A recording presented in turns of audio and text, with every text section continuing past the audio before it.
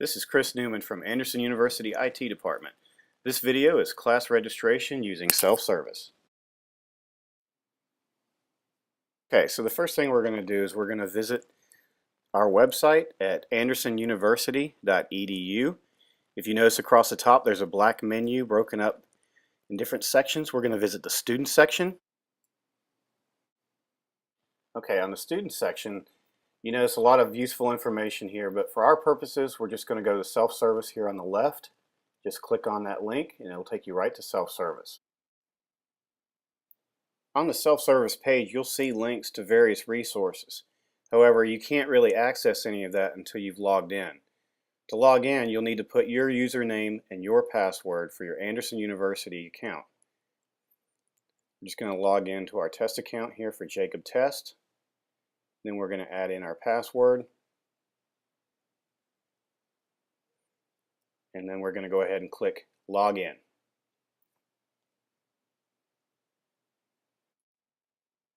Once you've logged in, the username and password field goes away and you'll notice that the screen changes. There are tabs at the top now. One of those tabs is the Register tab. You can click on there, or you can proceed down to this direct link that says Register. Either one will take you to the class registration section. Before you can actually register for classes, you'll have to complete this financial aid registration agreement. If you've already completed this agreement, you won't see this at this stage. The financial aid agreement is going to require that you log in as you once again.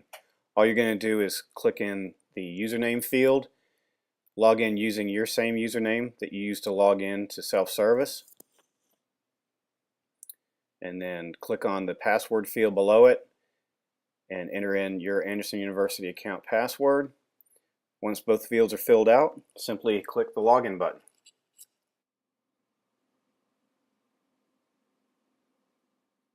After successfully logging in, you will be greeted with this page that will have a pop-up window that says you must accept each year and term available at this time from the drop-down list.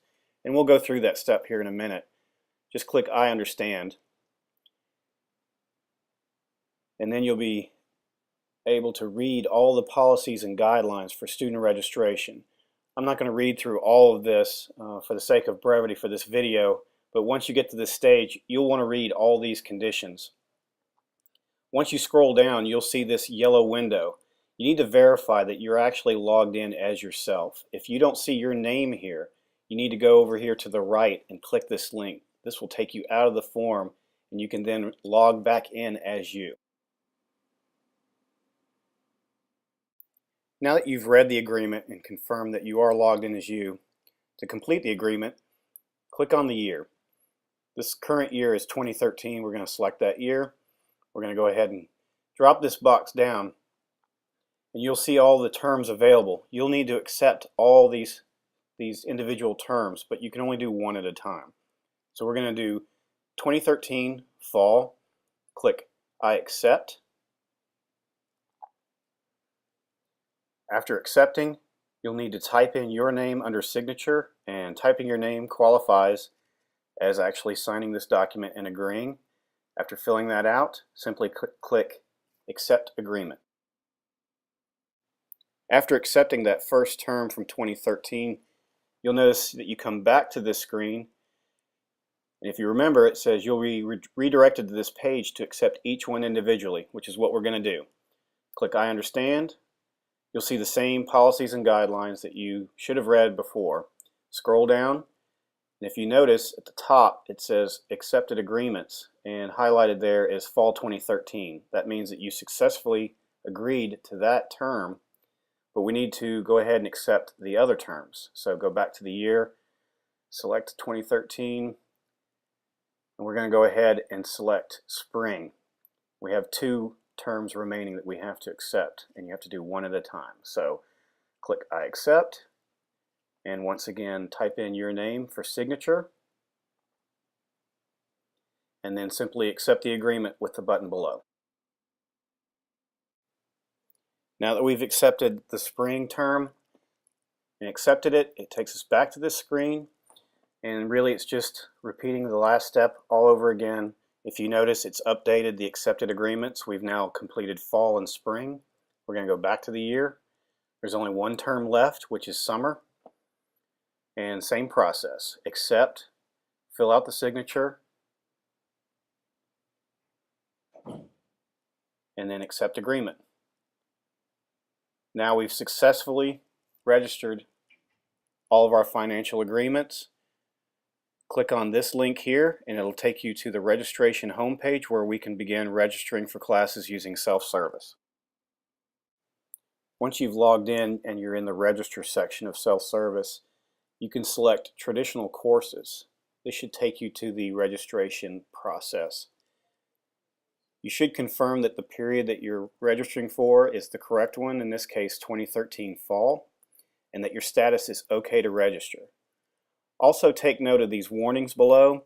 Sometimes when you sign up for a class, it may be full, but it may display as an error only open to English department or English curriculum, just as an example. In reality, what that means is that the class may be full. You can still register for classes, but you may be put on a waiting list, and we'll cover some of that later on.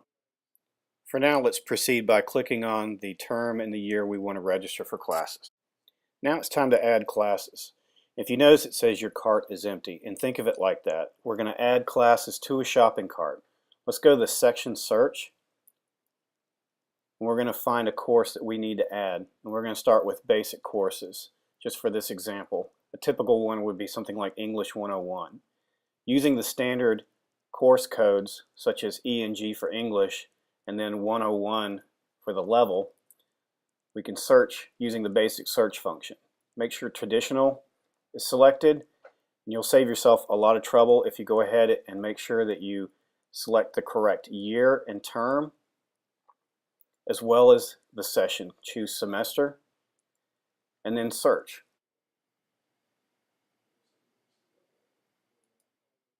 Because we filled out the search criteria so fully and thoroughly, we only get one result, which is what we're looking for. You can see the course description here, a link to more information.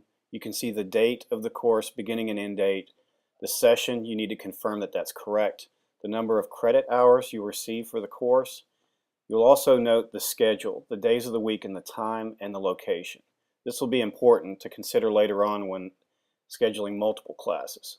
You'll also see available seats. This means that there are available seats in this because there are 18 out of 18.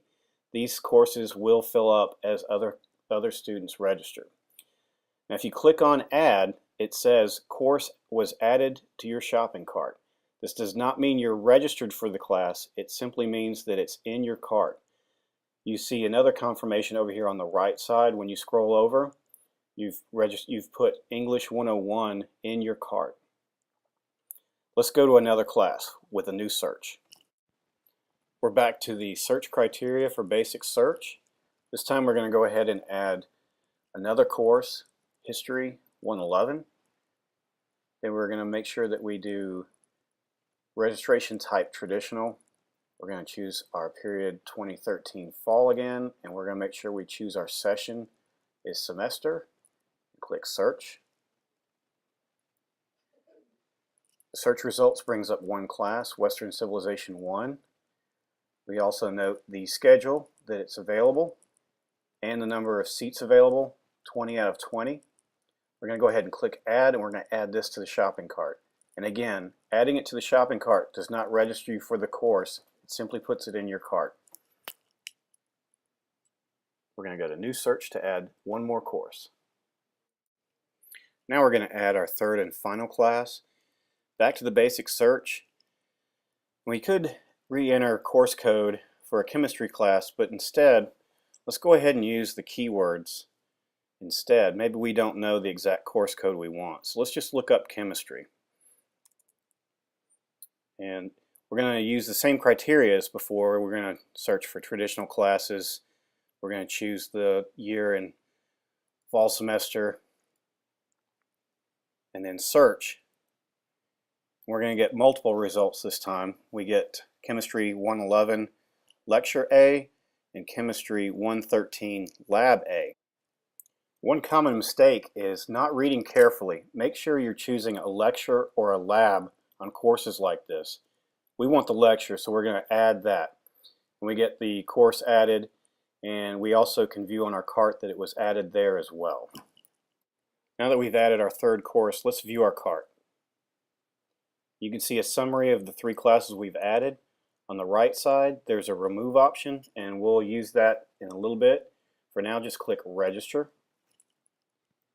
Now we have another summary here, and if you notice in the status is in cart for all our classes, meaning we've added it to our cart, but we haven't actually registered classes. We need to go to the next step. The next step of course registration is review schedule. Any possible conflicts or problems with your schedule will be identified during this step. We have a couple conflicts in this example. We've signed up for Chemistry 111 lecture, but Chemistry 111 lecture also requires that you sign up for Chemistry 113 lab. It's considered a co-requisite. Other possible problems are prerequisites required for taking Chemistry 111 you may or may not meet. Another problem that may arise is you may have scheduling conflicts. We've signed up for English 101 Lecture A as well as Chemistry 111 Lecture A. Unfortunately, both of these classes take place during Tuesday and Thursdays in the morning. Obviously, you're not able to take 2 classes at the same time, so one will have to be dealt with. As you can see here on the schedule column, you can see where the 2 classes conflict with each other. Tuesdays and Thursdays, one's at 9:30 to 11:20, the other one is from 8 a.m. to 9:50 on the same day. Because we've had issues with chemistry with the lab co-requisite, we're going to remove it. Now that we've successfully removed the class we did not want, Chemistry 111, and we can review what we have left, if we're satisfied, we can click Next. And we move on to the third phase, which is finalizing the schedule. If you notice in the status, it says awaiting advisor approval. This means you're not in the schedule yet, but it's moved on to that phase. Then click Next. The courses in your shopping cart have been successfully submitted to your advisor. Once your advisor approves your schedule, you'll be registered for the courses and notified.